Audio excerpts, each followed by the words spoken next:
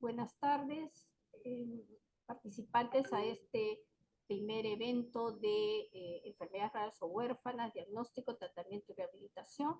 Soy la doctora Nancy Loaiza, médico hematólogo, jefe de servicio de hematología del Hospital Nacional 2 de Mayo y también coordinadora del equipo multidisciplinario de enfermedades raras o huérfanas del Hospital 2 de Mayo.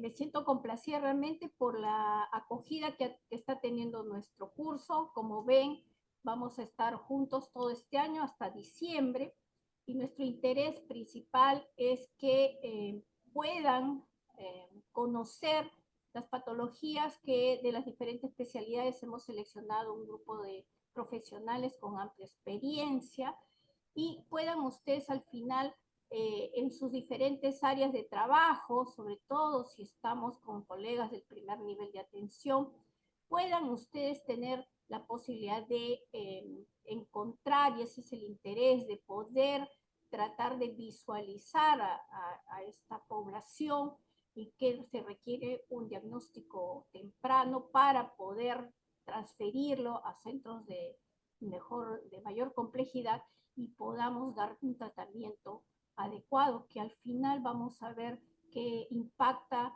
grandemente en la calidad de vida de estas personas.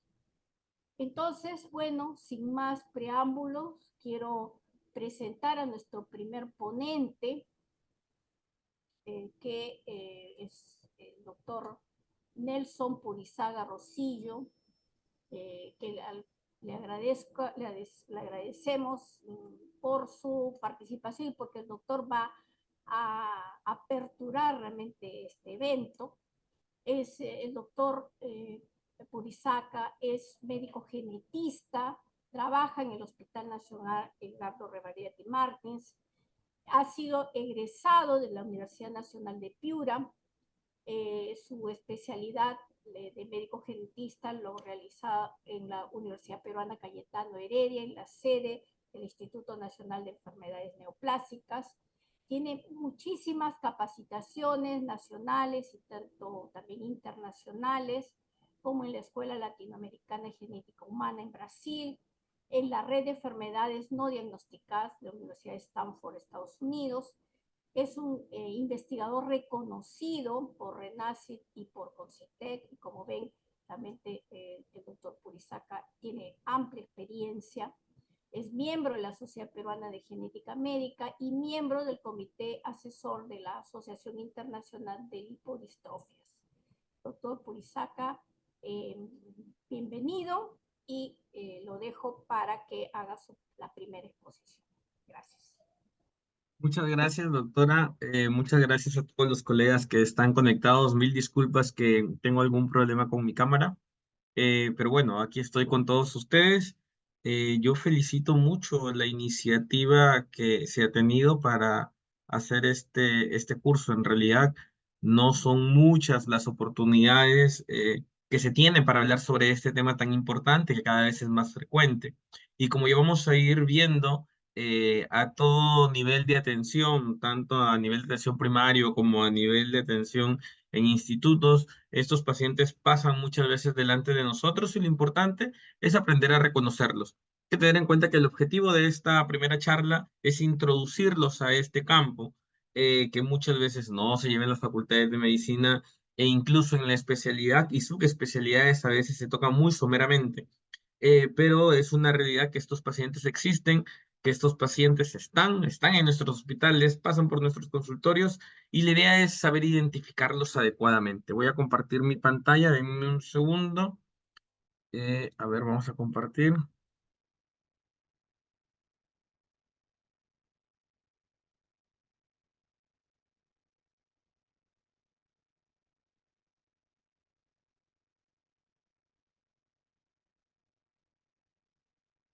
Muy bien, entonces vamos a hablar acerca de lo que son las enfermedades raras, sobre todo cuando sospecharlas. Entonces, primero necesitamos saber qué es una enfermedad rara, obviamente, ¿no? Hay que entender que la definición de enfermedad rara puede cambiar de país a país, ¿sí? Una enfermedad rara está básicamente dada por su prevalencia. sabemos que hacemos referencia a una enfermedad poco frecuente y todo esto, ¿no?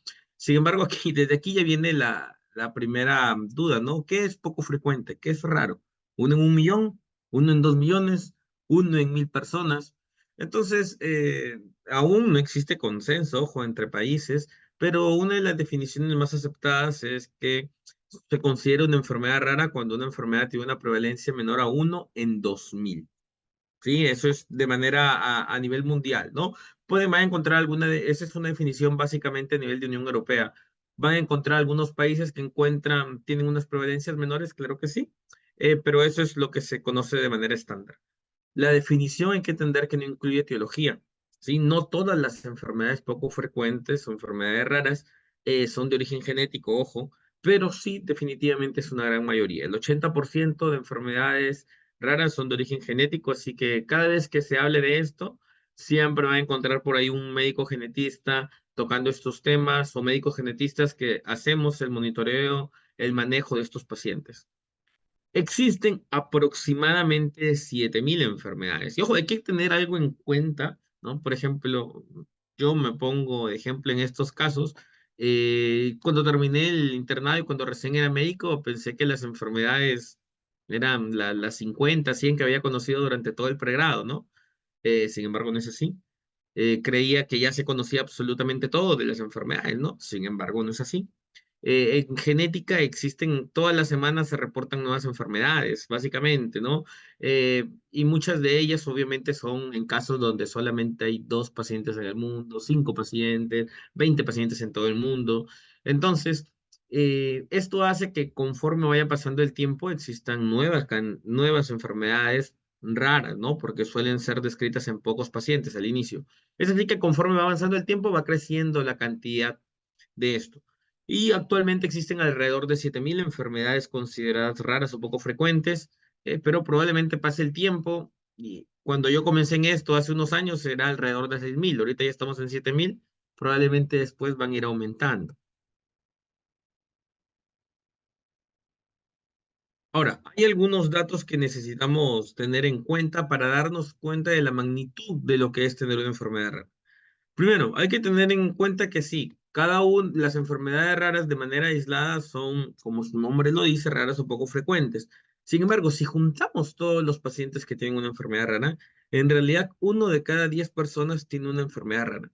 Ni siquiera hablamos de 1 de cada 10 que acude a consulta, ni siquiera 1 de cada 10 que está hospitalizado, sino que hablamos de 1 de cada 10 personas en general puede tener una enfermedad rara. Los estudios poblacionales hablan de que 6 al 8% puede tener alguna enfermedad rara, ¿no? De toda la población en general. Sin embargo, en algunas poblaciones que tienen ciertas condiciones puede ser hasta 1 de cada 10. Así que hay que tenerlo en cuenta. 8 de cada 10 enfermedades son de origen genético, como hablábamos. 3 de cada 10 niños con una enfermedad rara no llegarán a su cumpleaños número 5. Y sí, es mucho más frecuente tener pacientes con enfermedades raras en niños. Es quizá en donde más se enfoca. Sin embargo, hay pacientes con enfermedades raras en adultos, claro que sí. ¿Sí? Y miren la magnitud, ¿no? En muchos países las malformaciones congénitas, las condiciones genéticas suelen ser en realidad una de las causas mayores de la mortalidad infantil, ¿no? Sabemos que la mortalidad infantil está muy relacionado con infecciones respiratorias, con parte infecciosa, ¿no? Sin embargo, a medida que esto se controla mejor, a medida que esto se disminuye, todo esto, las enfermedades genéticas van tomando mayor importancia. Y el tiempo promedio para un diagnóstico de una enfermedad rara es de 5 a 30 años. Incluso tenemos familias, pacientes que fallecen sin un diagnóstico. Entonces, como nos damos cuenta, es necesario ahondar mucho en este tema de las enfermedades raras a todo nivel, de manera transversal, para todos los especialistas y a todos los niveles de atención. Y hay un concepto que solamente es esta diapositiva, pero hay un concepto muy importante que necesitamos entender que es la odisea diagnóstica, porque lo van a encontrar cuando pongan enfermedades raras, les aparece odisea diagnóstica, si quieren googleenlo, y vamos a encontrar un término muy interesante, ¿no? ¿Qué es lo usual? Doctor, yo tengo, ¿sabe qué? Tengo molestias para orinar, estoy que orino muy seguido, y listo, ¿no? Probablemente tenga una infección urinaria, desde los síntomas hasta el diagnóstico, probablemente pase a lo mucho 3, 4 días, si quieren una semana, y se inicia el tratamiento. Sin embargo, eso no ocurre muchas veces en las enfermedades raras, ¿sí? Ocurre que pasan muchos años hasta llegar al diagnóstico, y ese tiempo entre el inicio de los síntomas y el diagnóstico definitivo es lo que llamamos la odisea diagnóstica. Y tenemos 3 intervalos y necesitamos trabajar a nivel de todos los intervalos, ¿no? Tenemos un primer tiempo en que el paciente reconozca los síntomas. Tenemos un segundo tiempo en el que llegó al médico y el médico lo deriva adecuadamente a un especialista. Y el tercer tiempo en el que llega un especialista y lo diagnostica definitivamente. Entonces, son 3 tiempos en los que debemos que trabajar. Ahorita probablemente estamos trabajando en este tiempo, ¿no? Que suele ser en realidad que el que mayor tiempo toma, en el que un médico de nivel de atención o un médico especialista eh, demora en identificar a que un paciente puede tener una enfermedad rara y o lo diagnostica o lo refiere a un sitio en donde lo pueden llegar a diagnosticar como se debe, ¿no? Entonces, esto es muy importante reconocerlo y sobre esto es lo que estamos trabajando. Ahora, el punto es, esta charla, cuando se lo comento a colegas de otros países, ¿no? En realidad es un poco compleja, complicada realizarlo, porque no existe un manual en donde te diga, en estos casos es una enfermedad rara, ¿no? Para otras condiciones, ¿no? Y sabes que si tienes síntoma A, síntoma B, síntoma C, muy bien, es la enfermedad A más B más C. Listo, tenemos eso. Pero si hablamos de 7.000 enfermedades que nada más hay 100 en el mundo, 1.000 en el mundo, 2 en el mundo, ¿cómo poder englobar de manera general todo eso? Entonces, la idea es, esto en realidad es mucho, mucho, mucho basado en mucha de la experiencia que podemos tener los médicos genetistas y en algunos papers. No significa que si encuentro una señal de esto, automáticamente significa que ya tiene una enfermedad rara. No, son señales que nos permiten sospechar, ¿sí? Básicamente esto es para sospechar una enfermedad rara. Por definición son de difícil diagnóstico. Ojo, doctores, hay estos cálculos que yo les menciono de los promedios es básicamente en países donde tienen toda la tecnología a todo nivel, donde no faltan recursos. Entonces, si en esos sitios de por sí ya puede demorar algo, puede demorar muchos años, entonces también puede ocurrir acá, ¿no? Muchas veces me comentan algunos colegas, ¿no? Oye, Nelson, pero no me gusta ver estos pacientes porque a veces entran y no sé qué es y se van y no sé qué es, ¿no? Y a veces siento que yo no sé, pero no significa eso. Son de difícil diagnóstico, pueden demorar. Muchos de estos pacientes tenemos que verlos una vez, análisis otra vez, hacer junta médica, hacer análisis muy profundos, y está bien, ¿sí? No deberían, son retos diagnósticos muchas veces, totalmente. Son pacientes con condiciones muy complejas, claro que sí, pero justamente la idea es saber abordarlos y saber qué solución y qué respuesta dar. Pueden aparecer en cualquier sitio. Tengo entendido que esta es una capacitación a nivel nacional. Pueden aparecer en cualquier centro. O sea, pueden aparecer desde Tumbes hasta Tacna, pueden aparecer aquí en Lima, pueden aparecer en Cusco, pueden aparecer en el Amazonas, pueden aparecer en cualquier lado. Pueden aparecer en el centro de salud Chatito, puede aparecer en Lalaquís y puede aparecer a cualquier nivel. No existe un sitio donde no pueda aparecer un paciente con una enfermedad rara.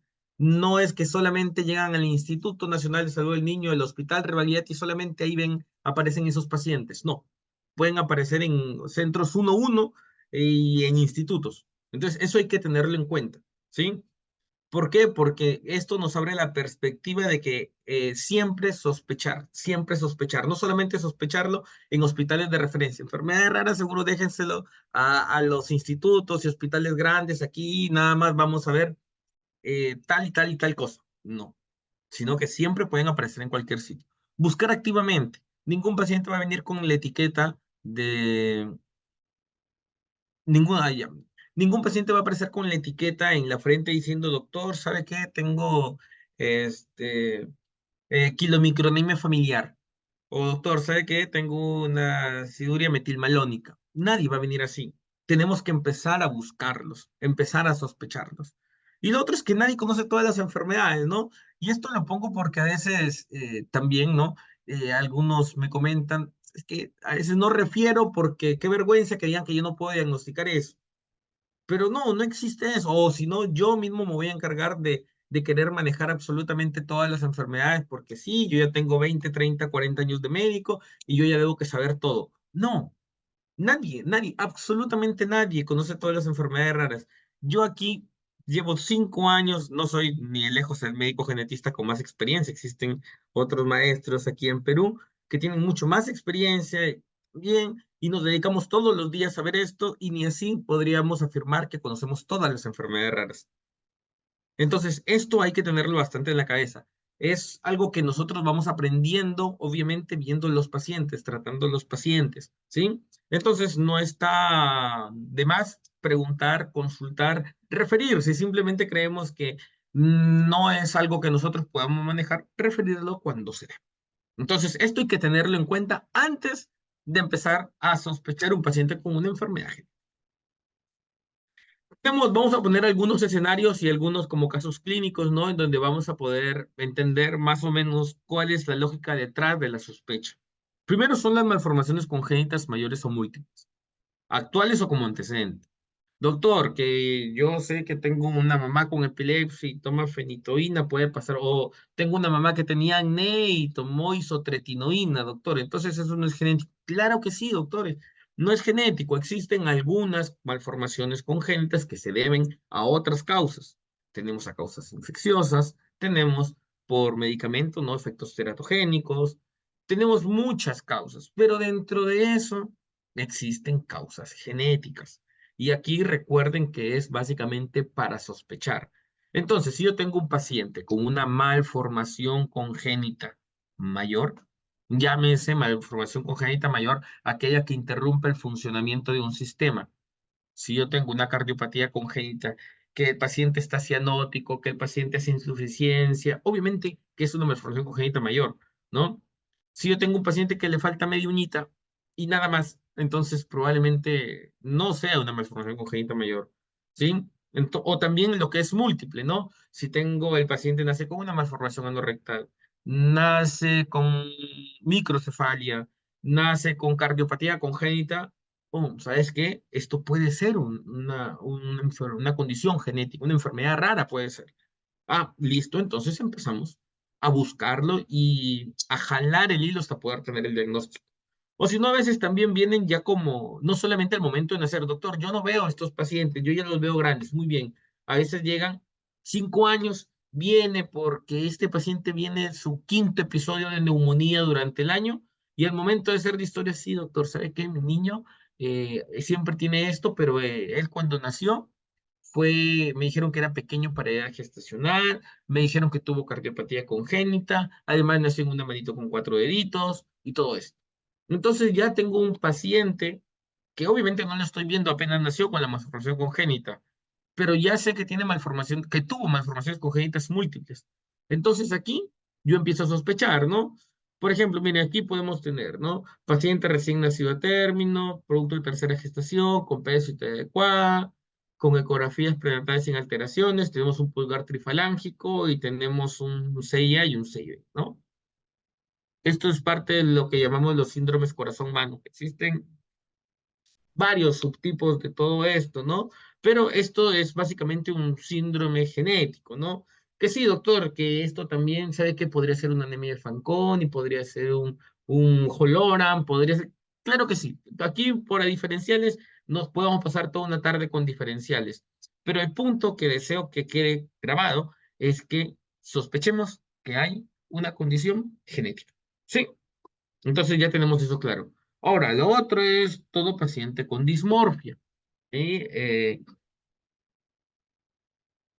El paciente con dismorfia es todo aquel paciente que sale de un patrón usual, ¿no? No solamente hace referencia a pacientes que tienen la cara con malformaciones, ¿no? Por ejemplo, el paciente, esto es de un paper por si acaso, si alguien ve un paciente como aquí en la figura A, diga, sí, es un paciente con malformaciones, ¿no? O con dismorfia, ¿no? El paciente O, quizás sí, pero hay algunos casos en donde quizás no parezca, ¿sí? Y hay que recordar que dismorfia no solamente hace referencia a lo que es alteraciones faciales, sino también a lo que son todos, en realidad, toda parte del cuerpo. Entonces, todo paciente con dismorfia tiene 4 dedos en una mano, tiene oligodactilia, sospecha de condición genética, de una enfermedad rara de fondo. Tiene microcefalia, sospecha de enfermedad genética de fondo. Doctor, pero yo escuché que el Zika también puede ocasionar microcefalia. Está bien, aquí nuevamente, y lo insisto bastante porque a veces se pueden llevar una idea equivocada. Está bien, existen otras causas, existen múltiples causas. Las causas genéticas no son las únicas causas de enfermedades. Eso está bien y lo sabemos todo, pero necesitamos agregar los diferenciales. Piensen ustedes en todos los pacientes que han tenido y en cuántos de ellos, no solamente esta semana, de todo el año, en cuántos de ellos han puesto un diagnóstico genético como diferencial. ¿En cuántos? No es necesario que respondan, obviamente, pero háganse esa pregunta. Entonces, eso es lo que necesitamos cambiar, eso es sobre lo que necesitamos ahondar. No, por ejemplo, este paciente de la izquierda podríamos decir, claro, este es un paciente dismórfico, este es algo genético, este es una enfermedad rara, pero a veces puede ser tan sutil como el lado derecho, ¿no? Y los dos tienen una enfermedad genética de fondo, una condición genética que es considerada una enfermedad rara de fondo, ¿sí? Entonces, es necesario entender esto. También tenemos otro escenario, a ver, pueden ir dejando sus preguntas. A ver, déjame ver si hay algún. Pueden ir dejando las preguntas y yo las voy a ir viendo para ir contestándola en el momento, ¿no? ¿Ya? A ver, el otro escenario es misma condición crónica en una familia sin antecedentes aparentes. A veces pueden venir por cualquier cosa, pero si tenemos dos pacientes que están teniendo lo mismo, ¿sí? Y sobre todo cuando es una condición crónica, hay que sospechar de que es una condición genética. Sí, obviamente, si vienen dos hermanos con tos, no hacemos referencia a eso, ¿no? Hablamos de una condición crónica. Sí, doctor, pero la diabetes. Sí, yo me refiero a causas más específicas donde no hay un aparente diagnóstico de fondo, ¿sí? Aquí hablamos, por ejemplo, miren, este es un caso, las fotos son referenciales, ¿no? Todas estas fotos son de internet, de páginas de asociaciones de pacientes. Entonces, pero este es un caso real y en realidad así pasa muchas veces, ¿no? Un paciente varón, 5 años, sin antecedentes de importancia, preperinatales, historia de retraso motor y caídas constantes, tiene hermano de 8 años con la misma historia que actualmente está en silla de ruedas. Tenemos un hermano con una condición crónica que no se sabe por qué es. Y tenemos otro hermano que está por lo mismo, ¿no? Recuerdo que aquí lo manejaban como, sí, doctor, me dijeron que había tenido encefalopatía hipóxico isquémica y por eso. Pero en dos hermanos, bueno, asumiendo que, ¿no? Que ese pudo haber sido el motivo en uno, pero si ya tenemos dos hermanos con lo mismo, entonces hay que sospechar que hay una condición genética, obviamente. Sí, doctor, que una vez yo vi que fue por TORS. Puede ser, doctores, nuevamente, y voy a insistir esto bastante, ¿sí? Puede ser, pero necesitamos y estamos en la obligación de descartar. Esto es una historia típica de la enfermedad de Duchenne, por ejemplo, ¿no? Usualmente afecta a varones, ¿no? Y se caracteriza por esto, ¿no? Eh, es una, es una alteración muscular, una condición genética muscular que afecta al músculo principalmente y ocasiona esto, retraso del psicomotor, los pacientes alcanzan ciertos hitos que después pierden y esto lo tenemos. Y actualmente incluso ya hay hasta tratamientos, así que es necesario identificarlo. El escenario 4 y lo pongo de manera aparte, porque es una consulta relativamente frecuente y de gran carga, que es la epilepsia. ¿Todas las epilepsias son de origen genético? No, definitivamente no. Pero sí hay algunos casos que necesitamos revisar sí o sí y sospechar de que estamos frente a una enfermedad rara, ¿no? Epilepsia refractaria, estas epilepsias que le damos 2, 3, 4 medicamentos no responden. Epilepsias de inicio temprano, ¿sí? Neonatos que hacen epilepsia, ¿no? Ojo, obviamente que quitamos a estos hipoglicémicos por un trastorno electrolítico, que ya están estables, pero siguen. con un cuadro de epilepsia, ¿no? Establecido, principalmente cuando es antes del año. Pacientes con epilepsia que afecta el neurodesarrollo. Pacientes con epilepsia y que demoran en caminar, demoran en hablar, con el trastornos de conducta. Entonces también hay que ver. Y epilepsia con otra comorbilidad. Epilepsia con cardiopatía congénita. Epilepsia con talla baja. Epilepsia con oligodactilia. Epilepsia con malformación aortorectal. Epilepsia y todas las combinaciones que se puedan imaginar. En estos casos también hay que sospechar de una condición genética de fondo. ¿Sí? Entonces, este es un caso, ¿no? Una paciente con leve retraso del desarrollo psicomotor que debuta con convulsiones al año y medio, vuelven a repetir a la siguiente semana, ya le inician anticonvulsivantes, a los 2 años nuevamente, parece que iba todo bien, pero a los 2 años nuevamente convulsiones, se le modifica el tratamiento y convulsión, se le agrega otro medicamento y convulsión y nunca remitió. Entonces, esta es una encefalopatía epiléptica, ¿no? Y del desarrollo le llaman. Entonces, este es un cuadro probablemente de origen genético y que probablemente sea poco frecuente, ¿no? A ver, y aquí vamos con las preguntas, por favor, doctores. Aquí la idea es que interactuemos todos juntos. Eh, a ver, aquí mire, la doctora Ana Aguilarte, en el caso de un paciente con epilepsia refractaria, microcefalia, hipotonía, retraso del desarrollo, se puede sospechar en una enfermedad rara, debe ser evaluado por genetista, ¿cierto? Doctora, entendió absolutamente todo. Sí, tenemos una epilepsia refractaria, solamente por eso ya debería. Microcefalia, hablábamos de epilepsia más algo más, tiene microcefalia. Hipotonía y retraso global del desarrollo. Ya vamos a ver que retraso global del desarrollo de manera independiente también se debe que ser considerado como una alerta para una enfermedad rara. Entonces, este paciente tiene hasta 3 motivos distintos por el cual por el cual debería ser evaluado por un médico genetista. ¿Sí? Y muy probablemente sea una condición genética, claro que sí. Entonces, sí, doctora, está bien lo que está mencionando. Ya vamos más de la mitad, ya vamos avanzando. Estamos en otro escenario ahora, trastornos del neurodesarrollo que usualmente no responden a terapias. ¿Sí?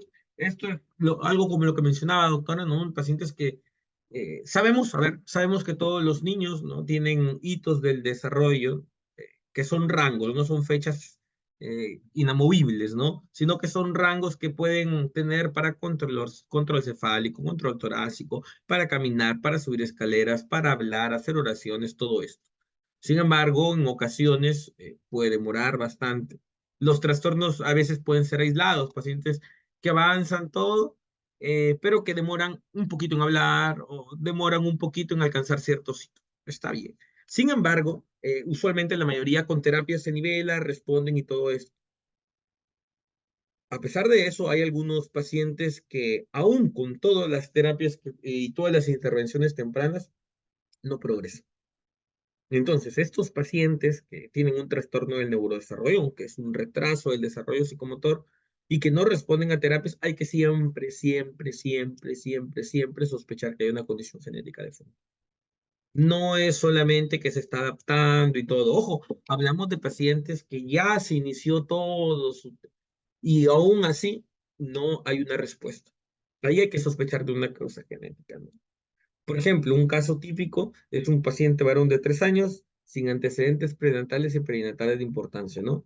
Porque no sé por qué motivo, pero la mayoría de estos pacientes que tengo, todos, bueno, no todos, ¿no? Pero casi todos llegan, doctor, me dijeron que es encefalopatía hipóxica, encefalopatía, encefalopatía, encefalopatía, o que tragó líquido, tragó líquido, tragó líquido, tragó líquido, y todos vienen con eso, ¿no? Y al momento de ver, nos damos cuenta de que en realidad como una causa genética de fondo, pero es que nunca se sospechó o se sospechó tardíamente. Entonces, y ahora todos los que están aquí, que ahora lo saben, van a ver que existen otros motivos por el cual los pacientes pueden tener retraso del desarrollo psicomotor. Vemos que el paciente se sentó al año 2 meses, cuando usualmente no debería que haberlo hecho antes. Recién está caminando con apoyo a los 3 años, debería haberlo hecho alrededor del año. Solo si la vea, ya debería que estar haciendo oraciones completas y todo. Y en terapia desde un año sin notable mejoría. Entonces nos damos cuenta de que sí hay algo de fondo. Entonces este paciente debería que tener una evaluación genética eh, y debería que entrar a un estudio de una enfermedad rara. Nos preguntan, ¿los pacientes con lesión cerebral están considerados como enfermedades raras y huérfanos? Esta es una pregunta muy interesante y nos ayuda a explicar algo. Ojo que cuando hablamos de enfermedades raras hablamos de ya diagnósticos etiológicos. Yo puedo dar un diagnóstico de fiebre y es un diagnóstico. Yo puedo decir que esta fiebre le ocasiona el dengue y ya tenemos un diagnóstico etiológico, ¿no? Pero a veces podemos tener algunos diagnósticos como por ejemplo ataxia. Ya sí, tiene un diagnóstico de ataxia, pero ¿cuál es la causa de esa ataxia? Una ataxia espinocerebelosa tipo 6, tipo 10, o puede ser una ataxia de Friedrich, o qué tipo de ataxia. Muy bien, entonces, respecto a ese caso, doctora, que usted comenta, doctora Rosa, depende de qué lesión cerebral tenemos, ¿no? Por ejemplo, tenemos pacientes con enfermedad de Fabry, niños que pueden hacer ACVs, ¿no? Stroke-like, como si fuera un ACV en un niño, y le puede ocasionar una lesión cerebral. Y claro, la enfermedad de Fabry es una enfermedad poco frecuente. Entonces, algunas enfermedades mitocondriales en niños pueden ocasionar también stroke-likes. Entonces, depende de qué tipo de lesión hablamos, doctor. Ujú. Y desde el primer nivel, el doctor Néstor nos pregunta desde el primer nivel de atención, ¿qué sugerencias de sospecha para evitar demores en el diagnóstico? Doctor, todo lo que está viendo aquí, todos los escenarios están dirigidos específicamente a primer nivel, ¿sí? Un paciente que va por retraso del desarrollo va a llegar a su primer nivel, va a su control de CREC y se da cuenta, y la enfermera o quien haga el CREC en el centro de salud se va a dar cuenta, tiene 3 años y no camina. ¿Qué está pasando acá? ¿Sí? Entonces hay que considerarlo eso.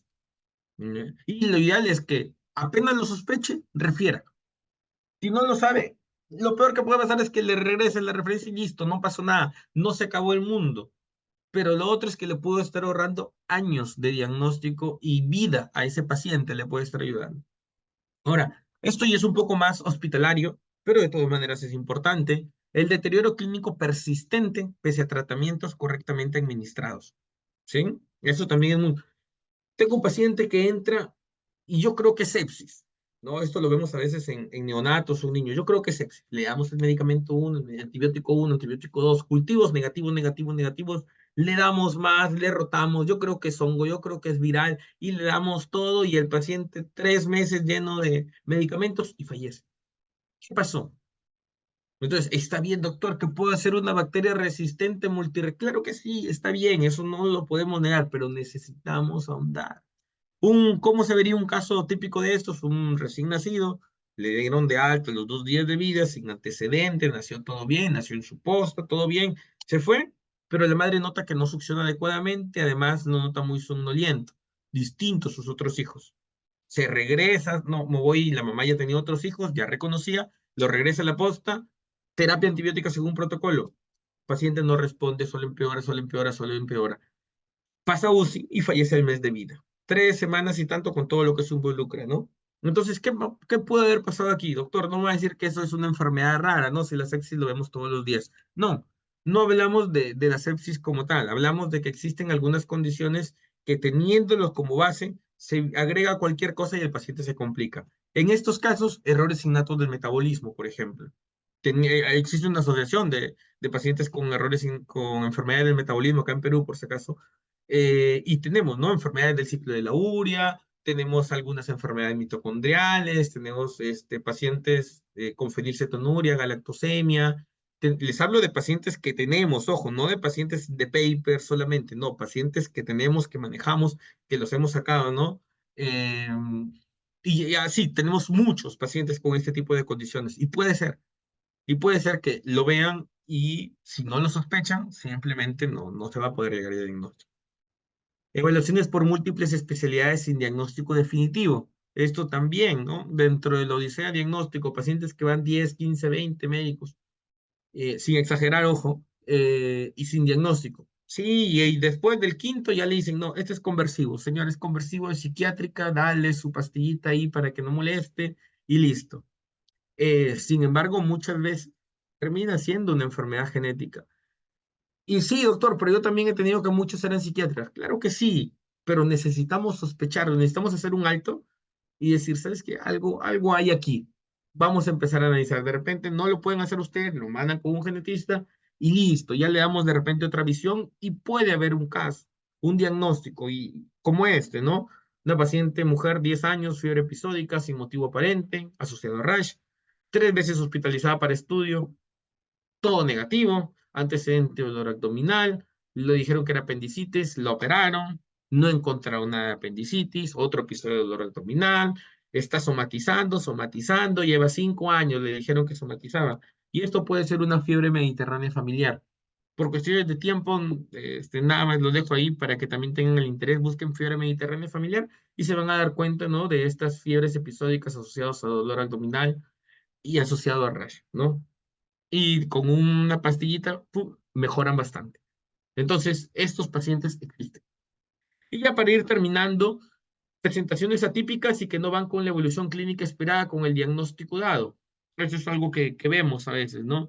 Diabetes lo conocemos desde pregrado, ¿no? Sabemos que existe tipo 1, tipo 2 la más frecuente y es lo que más vemos. Sin embargo, existen otros subtipos, ¿no?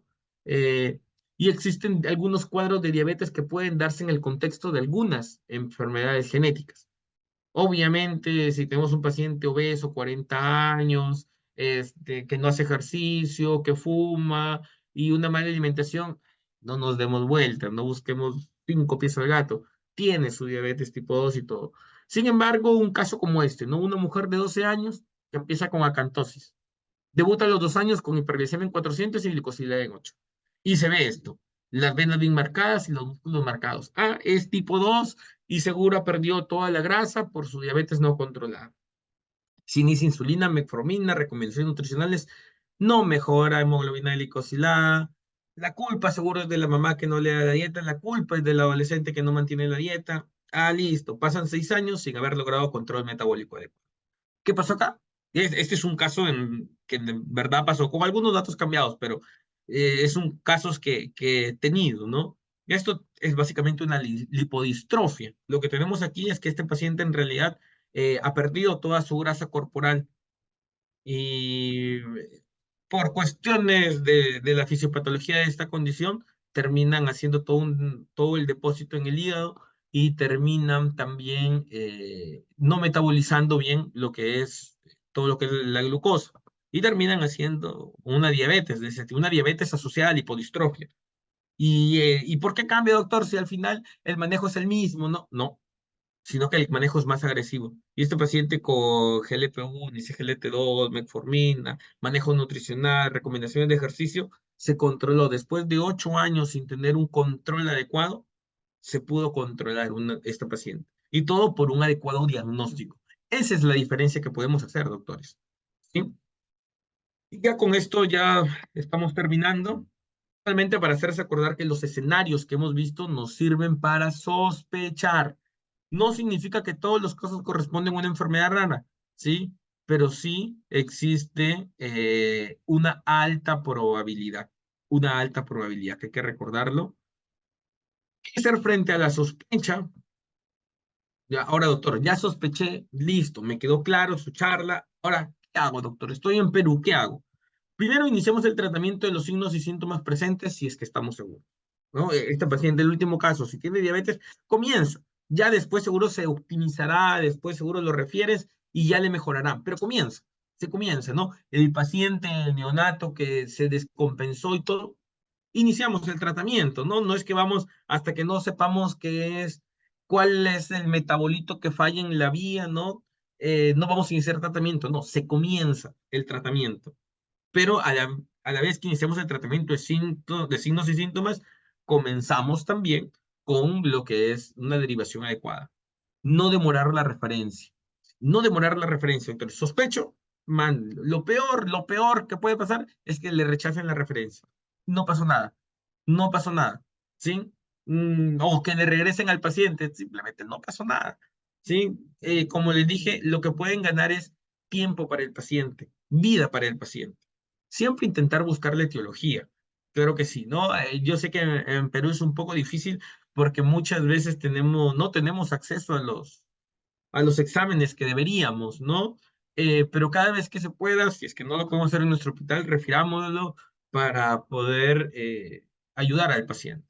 Y búsqueda activa de condiciones genéticas. No van a llegar diciendo yo tengo algo genético. No, doctores. Al paciente con condición genética hay que buscarlo. ¿Sí? Búsquenlo. Y pónganlo ahí siempre en sus diferenciales, ¿no? El paciente llega por esto, está hospitalizado, 15 diagnósticos distintos y ninguno sospechamos de causa genética. Entonces, busquen, así pónganlo en el diferencial número 50. Pónganlo. Si no es, qué bueno que no fue. Ojalá que no sea. Pero si no, pero si resulta que sí es el diagnóstico, pudimos identificarlo a tiempo. ¿Ya? Entonces, siempre buscar activamente. ¿Y qué hacer frente a las sospechas? Si tenemos alguna sospecha específica, referir al centro con experiencia en ese tipo de enfermedades. En el MINSA, bueno, tenemos lo que son los Institutos Nacionales de Salud del Niño, ¿no? Ahí está el de Breña y el de San Borja. Estuve yo trabajando en Breña durante varios años, le tengo un inmenso cariño y ellos están totalmente capacitados y tienen un nivel, todos los doctores ahí, que esto resuelven muchos de estos casos. Sí, así que lo refieren. En salud, sí, también lo pueden referir al Hospital Rebagliati, en Almenara también ven la parte de genética, en Zagual también ven algo de la parte de genética, así que también los institutos, ¿no? El Instituto Nacional de Ciencias Neurológicas tiene un excelente equipo de neurogenética, ahí ven también lo que es el Instituto Nacional de Enfermedades Neoplásicas, que ya seguro será otro tema de cáncer hereditario, síndromes de predisposición genética al cáncer, ven muchos casos ellos, básicamente son los principales centros, ¿no? También en la maternidad, si no me equivoco, y el Hospital San Bartolomé también tiene la parte de genética. Si no tenemos una sospecha específica, referimos a un centro de alta complejidad, idealmente con servicio de genética médica, ¿no? Y en todos los casos, siempre una evaluación por un médico genetista, ¿sí? Ahora también existen las teleconsultas, también pueden ayudar a orientarles, así que yo creo que es básicamente lo que deberíamos que hacer. Y bueno, esto es lo que yo quería compartirles. Sí, espero que haya sido de su agrado y que les sirva mucho, ¿no? Que les sirva mucho. Estos son mis datos de contacto. Si es que alguien tiene alguna duda o algo, estoy aquí para ayudarles. Voy a ir contestando algunas preguntas. La doctora Marisa, le tengo pacientes sobrevivientes a crisis de hipertermia maligna, algunos con estudio genético y otros que por antecedente de fallecimiento de primera, segunda y tercera generación son considerados susceptibles de hipertermia maligna. Es una excelente observación, doctora, sí. Existe una susceptibilidad, ¿no? En hipertermia maligna. Sin embargo, miren, aquí vemos algo que podría cambiar la historia de este tipo de familias. Cuando alguien tiene una condición genética, usualmente autosómica dominante, ¿no? eh, no significa automáticamente que la siguiente generación sí o sí lo va a tener. Hay distintos tipos de herencia, digamos, el X recesivo, dominante, mitocondrial, no mendeliana, distintos tipos de herencia. Pero hay que tener en cuenta eso, ¿no? Que si tengo una paciente con una enfermedad genética, su siguiente generación tiene un alto riesgo, pero no significa que todos lo van a presentar. Entonces, en familias en donde a veces se diagnostica una condición genética y no se tiene una confirmación genética, ocurre esto, ¿no? Uy, como el papá o la mamá tuvo la condición genética, hay que asumir que los 5 hijos tienen la condición genética sí o sí. Pero a veces pasa que después, con el tiempo, después de 10, 20, 30 años, se hacen el estudio genético y resulta que uno, dos o todos en realidad no tenían la condición genética. Y estuvieron toda su vida recibiendo exámenes, tomando precauciones y todo, incluso no desarrollando su vida, ¿sí? Solamente porque sospechaban que tenían una condición genética. Entonces, para eso también, para el impacto familiar, sí vale la pena realizar los estudios. Sería bueno que los vea algún genetista, doctora Marixa, a estos pacientes, sobre todo en aquellos que no tienen el estudio genético y no tienen síntomas, eh, para saber, para definir si sí va a ser necesario tener los cuidados, ¿no? de SOP o durante SOP o no, ¿sí? Les puede cambiar absolutamente para siempre la vida. ¿Cómo hacer para diagnosticar errores innatos del metabolismo cuando sospechamos a dónde derivar? Uf, doctora, esa es una pregunta inmensa. En realidad no es una pregunta, una respuesta nada fácil, ¿no? Eh, Mi mejor respuesta, a ver, no quiero aprovecharme de esto, pero va a haber un curso en el que estoy invitado que es sobre el ABC de la genética médica en pediatría. Sí, un curso justamente que va a estar dictado por doctores del Instituto Nacional de Salud del Niño, de Rebagliati y del INEM por genetistas. Justamente uno de los temas es cuándo sospechar errores innatos del metabolismo, ¿sí? Aún como genetistas necesitamos muchas veces subespecializarnos en errores innatos del metabolismo y en realidad se necesita un equipo. Aquí en Perú, en el Rebagliati, donde tenemos una cohorte grande, ¿no? Y está el doctor Marco Morales, un excelente pediatra que maneja mucho la nutrición de estos pacientes y lo manejamos muchas veces en conjunto, que tenemos pacientes con errores innatos del metabolismo. En el niño de Breña también ven varios, pero suele ser muy complejo. Y ojo, es complejo aquí en Perú y es complejo en cualquier parte del mundo. En cualquier parte del mundo es complejo. Pero entenderán que por la coyuntura, por los exámenes, eh, por la nutrición especial que a veces estos pacientes pueden necesitar, aquí en Perú se hace un poco más difícil. Pero yo le recomendaría eso, doctora. Si desea, después me contacte y le doy la información. Doctor, gracias por la charla. En cuanto a las referencias, el INC acepta pacientes del MINSA mayores. Ah, ya, eso es excelente, una excelente observación. Eh, doctor Wilson, sí, pues el INS acepta pacientes solamente menores de 18. Y lo que usted comenta es un gran vacío que se tiene. Mire, si son adultos, los mayores de 18 años y tienen alguna sospecha de condición genética, neurogenética, o sea, que afecta la parte neurológica, en el Instituto Nacional de Ciencias Neurológicas, en el Mogrovejo, tienen un área de neurogenética. Pero si es por otra cosa, aquí es donde también trabajamos con médicos internistas también, porque ellos ven los adultos, ¿no? Pero no existe un área de genética específicamente de adultos para estos, de genética. Es algo muy complicado, es una deuda pendiente que se tiene y en realidad a nivel mundial no existen como que servicios de genética de adultos como tal. Que sí, existen médicos internistas que se interesan más por la genética y todo, o genetistas que se interesan más por ese tipo de condiciones, sí, pero como tal no existe un servicio. Es una deuda muy pendiente. Sí, sí, doctora Marisa, claro, es autosómico dominante, claro, tiene esas consideraciones, pero me refiero a que, por ejemplo, si al final un hijo de estos pacientes entra con todas las precauciones, se tiene el medicamento de emergencia, ¿no? Para la hipertermia, y al final resulta que no tenía la variante, y al final resulta que no tenía la mutación de la familia, y entre comillas, por las puras se tomaron estas precauciones. Entonces, esa es la diferencia que puede haber.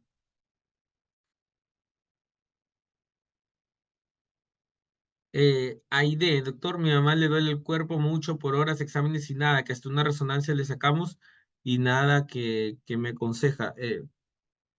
Una reevaluación, ¿no? Estos dolores en todo el cuerpo lo vemos en fibromialgias o dolor crónico, lo vemos, por ejemplo, en pacientes con Ehlers-Danlos. Existen muchas condiciones genéticas que podrían estar ahí presentes, pero también existen condiciones no genéticas. Sería cuestión que le evalúe un médico internista o también un médico genetista podríamos ayudar y dar una opinión.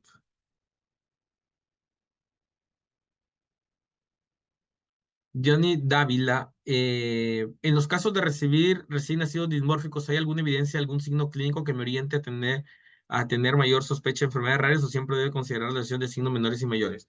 Excelente pregunta, doctor. En realidad no existe un solo signo que nos lleve a eso.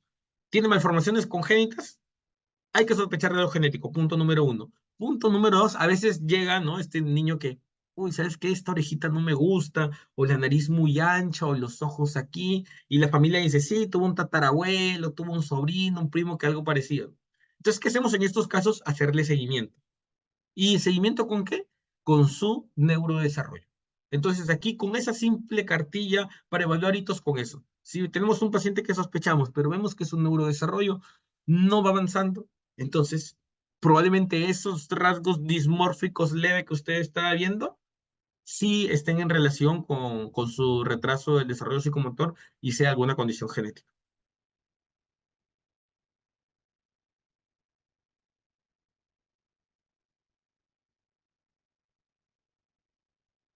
Uy, a ver, ¿cómo se debe proceder ante la sospecha de una enfermedad genética en adulto? Uy, en realidad, depende de cuál sea el motivo, ¿no? Por ejemplo, nuevamente, existen, a ver, algunas enfermedades de presentación en adulto, por ejemplo, algunas ataxias, ¿no? La enfermedad de Huntington, todo, eh, digamos que pueden ser, pero frente a la sospecha, referirlo a un centro de alta complejidad, ¿no? de repente a los hospitales nacionales, Loaiza, 2 de Mayo, referirlo, ¿no? Idealmente, a ver, evaluar si algún médico genetista lo puede evaluar. Como les dije, no hay un servicio de genética de adultos, no existe. Quienes ven adultos, mujeres, puede ser en el Hospital San Bartolomé, que también hay médico genetista. Pero bueno, eso es algo que como sistema de salud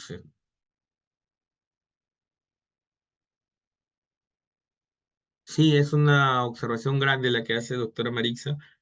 El acceso a los exámenes genéticos sigue siendo una gran dificultad aquí en nuestro país. Bueno, he tratado de responder todas las preguntas. Muchas gracias por la invitación.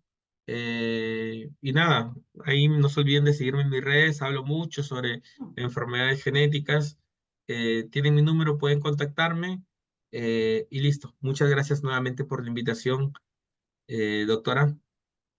Doctor, excelente la primera exposición muy que estimula a que realmente es el interés, ¿no? De que podamos ya ir considerando estas patologías y hacerlas visibles. Y eso es lo más importante. Tenemos que trabajar, como bien lo dice, en diferentes niveles de atención y quizás con muchos profesionales, porque en los de primer nivel a veces no tenemos un médico, tenemos nutricionistas, enfermeras, y yo creo que este tema, por eso es fundamental y creo que ya de aquí, de hace varios años, con el equipo del MINSA, y está en línea nuestra coordinadora, que es la doctora Bisac Durán, que me gustaría si pudiera la doctora conectarse con nosotros y poder darnos algunas inquietudes. Bueno, tenemos, y yo creo que el doctor Nelson va a ser, bueno, usted fue invitado en una primera, el día que se celebraba el Día Mundial de las Enfermedades Raras, y yo creo que siempre lo vamos a tener presente. Lamentablemente, y ese es el gran interés de nosotros como hospitales del Ministerio de Salud, mejorar nuestras posibilidades de acceso, sobre todo en lo que es el diagnóstico. Como bien lo dice alguno de los colegas, nos quedamos sin diagnóstico porque muchos de estos hospitales del MINSA lamentablemente no tenemos las armas de diagnóstico y ni siquiera los profesionales. Por ejemplo, genetistas, en MINSA no tenemos, en los hospitales 3.1 no tenemos ninguno. Entonces debemos ya ir, creo, y una primera manera es conformar los equipos multidisciplinarios. Y eso nosotros, por eso nos hemos abocado a esto. Primero, formar el comité con la finalidad de mejorar el diagnóstico principalmente. Y ahí vamos a ver nuestras dificultades y poco a poco ir superando y ir mejorando con, en este caso, las autoridades que son nuestras direcciones, y tener, como bien lo dice un genetista, nosotros así tenemos dificultades y tenemos pacientes, bueno, en los casos pediátricos solemos enviarlos generalmente al niño de Breña o de San Borja, pero cuando ya lo tenemos en jóvenes, a veces, y más aún adultos, a veces no sospechamos de estas enfermedades raras. Y salvo en el caso mío, yo soy hematólogo, entonces vemos la parte hematológica y llegamos un poco a la conclusión de algunas de estas patologías, pero no todas las formas metabólicas, etcétera. Entonces tenemos un amplio panorama que yo creo que es un inicio nuestro y es por eso la iniciativa nuestra de confluir con los diferentes colegas con mayor experiencia y que podamos nosotros ir superando estas barreras. Doctora Bisac, pudiera, no sé si está ya presente, y la doctora Bisac Durán es la coordinadora del equipo de enfermedades raras y huérfanas del MINSA, que nos gustaría, si yo Hola, le doy aquí la estoy. palabra. Acá estoy conectada. Bueno, buenas tardes con todos. Muchas gracias por la invitación y por el pase para poder dirigirme un poco a todos ustedes. Les doy un saludo a nombre acá del Ministerio de Salud, nuestro director ejecutivo, el doctor Percy Herrera, de Enfermedades No Transmisibles Raras y Huérfanas. Y bueno, primero para agradecerles por haber hecho este curso que está, el temario está pues increíble, aprovéchenlo, conéctense. Eh, He escuchado la primera ponencia del doctor Purizaca, genial. Creo que todos hemos aprendido bastante y todos tenemos la tarea de ser buenos profesionales y tener la sospecha clínica, ¿no? De de no pensar primero que es alguien conversivo, que se está haciendo, que debe ser algo, un problema mental, sino también tener entre nuestras sospechas enfermedades que no son comunes y que hacemos pasear a nuestros pacientes de uno y otro médico, a veces buen tiempo, ¿no? Y yo leí un estudio que hasta 7 años podría tardarse alguien para poder tener un diagnóstico de enfermedad rara. Con respecto a las tareas del Ministerio de Salud, antes les voy a ir comentando que ya las enfermedades raras tienen su ley, ¿no? Que les da prioridad para el tratamiento y atención integral. Esta ley fue modificada el año pasado y necesita ser reglamentada. El reglamento ya se terminó de hacer y está ya en la fase de opinión técnica y esto va a favorecer mucho, sobre todo el flujo del tratamiento de alto costo que estos pacientes necesitan, les va a favorecer bastante, ¿no? También está estipulado sobre el plan, sobre el registro, todo y inclusive hemos puesto una cláusula, ¿no? Un artículo donde creamos el programa presupuestal, así que ojalá pues que el MEF tenga a bien aprobarlo, ¿no? Eso en respecto a lo que es el reglamento, ¿no? Estamos esperando ya las opiniones técnicas de los estamentos a lo que lo hemos enviado. Ojalá que lo hagan a la brevedad. El otro tema que también quería comentarles es que el MINSA tiene un convenio em, con una asociación que se llama Conectiva, de pacientes que sufren enfermedades del tejido conectivo, para la implementación de tarjetas de emergencia que deben portar los pacientes con enfermedades raras como el síndrome Marfan, enfermedad de Williams, ¿no? Y algunas otras enfermedades, que son tarjetas que a nivel internacional están aceptadas, ¿no? Estamos empezando ya la fase de validación. Hemos mandado documentos al Hospital 2 de Mayo, a ver si nos hace caso la doctora y su equipo, al Hospital 2 de Mayo, al Hospital Loaiza. Le hemos mandado a Casimiro Ulloa y hemos mandado también al Hospital de Emergencias de Villa El Salvador para que puedan, y al INCOR por la enfermedad de Marfan para que puedan hacer una revisión y una validación del instrumento y esto se pueda generalizar, ¿no? Cosa que cuando llega un paciente con esta enfermedad, con algunos síntomas, puedan los colegas médicos revisar su tarjeta y ver qué riesgos puedan tener, ¿no? En Marfan, por ejemplo, los aneurismas de aorta pueden llevarse a nuestros pacientes si es que no lo sospechamos y en este caso va a ser de bastante utilidad si es que esto se llega a validar y se puede hacer pues una suerte de lanzamiento, ¿no? Tal vez en el 2 de mayo, en el OAISA o en el mismo MINSA, lo podemos estar coordinando, pero creo que una vez que ya esté validado esto va a ser bueno. Lo mismo también invitarles a ver en el canal de YouTube nuestros videos de nuestros pacientes de la campaña comunicacional de enfermedades raras, raras pero no invisibles, donde varios de nuestros pacientes de diferentes enfermedades raras dan su testimonio, ¿no? Último tuvimos 3 pacientitos con hemofilia y ya estamos gestionando subirlo al YouTube del MINSA, ¿no? Estos están en sus redes sociales y que nos ayudan a humanizar esto de las enfermedades raras. A veces no sabemos ni quiénes son, como son enfermedades raras no lo vemos mucho, pero son pacientes que día a día afrontan dificultades para su tratamiento, para su propia vida, y veces hasta para movilizarse, ¿no? Los pacientes con osteogénesis se fracturan, un día sí, el otro también, los pacientes con hemofilia sangran, y ahora hemos tenido a los pacientes con esclerosis múltiple, los hemos entrevistado el día de hoy, pronto vamos a tener el video, ellos sufren de dolores por ráfagas, ¿no? O sea, por brotes que le llaman, ¿no? Y también tienen dificultades para conseguir sus medicamentos, son de alto costo.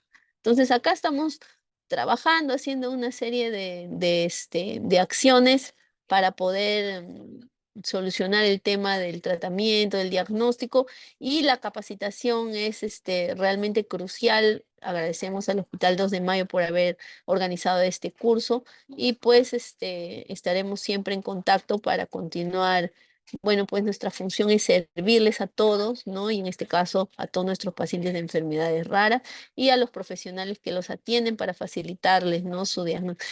Sobre el registro nacional, también quería, ya que están mirando gente de bastantes lugares, que hemos hecho una depuración de los usuarios, ¿no? Y que ya pronto nos vamos a encontrar ya con el nuevo, o sea, la nueva forma de ingresar pacientes que debe ser más ágil, enlazada con el colegio médico para que no haya que llenar mucho y todo se llene de manera, digamos, casi automática, ¿no? Entonces eso también vamos a empezar la capacitación y les vamos a estar comunicando a través de sus coordinadores. No se olviden que cada región tiene su coordinador regional y cada DIRIS también tiene su coordinador de su DIRIS, ¿no? Y así tenemos que irnos organizando y comunicando, ¿no?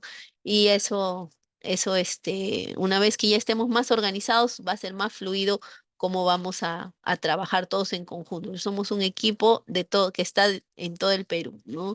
Un coordinador por región, en realidad somos ya 32 personas. Tenemos a la licenciada Nilda que se ha unido al equipo de MINSA y ella nos colabora con el tema presupuestal y también de las referencias y algunos documentos que también es necesario hacer. Muchísimas gracias y que continúen las capacitaciones que están súper, ¿no? Y que contribuyen a la formación médica de nuestros profesionales de la salud. Muchas gracias, doctora Loaiza. Gracias, doctora Bisaca. Bueno, quiero agradecer al doctor Nelson Purizaca por tan bonita presentación.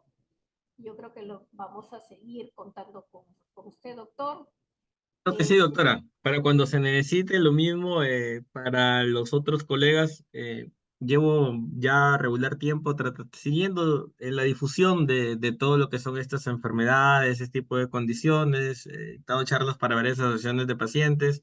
Y si algún colega también desea en algún hospital y todo, yo siempre tengo la mayor disposición para esto. Así que nada, a seguir, a continuar trabajando por esto, que el camino es todavía muy, muy, muy largo. Exactamente. Y trabajar en conjunto para el bienestar de nuestros pacientes, principalmente mejorar los diagnósticos y ir creciendo. Gracias, doctor. Y aquí tenemos a una licenciada, creo, de la DIRIS Limas que ha levantado su manito. No sé si quiere hacerle una pregunta al doctor antes que ya nos retiremos. ¿Puede aperturar su audio? ¿O ya no? Bueno, se desanimó. Bueno, para recordarles, está abierta ya el link para que coloque su asistencia. El doctor Orellana con mi apoyo de coordinador. Hemos aperturado también un aula virtual donde se les va a colocar también información y el doctor Orellana va a incluir ahí todo lo que es la normativa que está hablando la doctora Bizar, el listado de las enfermedades raras o huérfanas.